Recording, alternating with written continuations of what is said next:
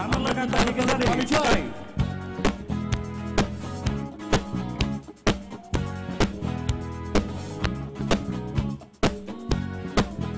কেন খুলেছ তোমারই জানালা, কেন তাকিয়ে রয়েছ জানি না তো, মনে যে কি আছে বলো না, আমি না শুনে সে কথা যাব না, ফিরে যাব না।